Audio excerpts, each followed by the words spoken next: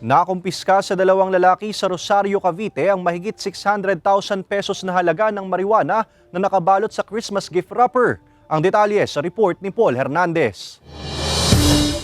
Aakalaing simpleng regalo lang na naka-gift wrapper pa, pero nang buksan, marijuana pala ang laman. Yan ang sistenang naarestong dalawang sospek na nagbebenta umano ng ipinagbabawal na marijuana sa Rosario, Cavite. Nasa 4 na bloke na umano'y marijuana ang nakumpiska na umaabot sa 5 kilo ang timbang. Ang halaga raw niyan, mahigit 600,000 pesos. Itong dalawang ito, kumbaga magkasosyo, magka-partner sila.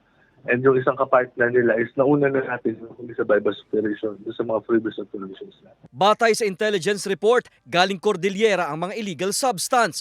Ang estilo, palalabasing parcel ang mga pang-deliver na marijuana sa mga parokyano. Ang bayad daw kapalit nito, idinadaan sa electronic o e-wallet.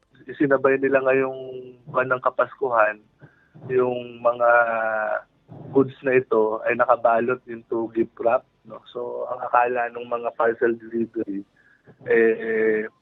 regalo yung dala nila.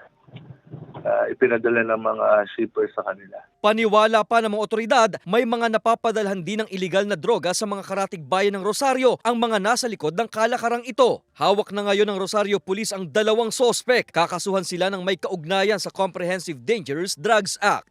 Paul Hernandez, Balitang Southern Tagalog.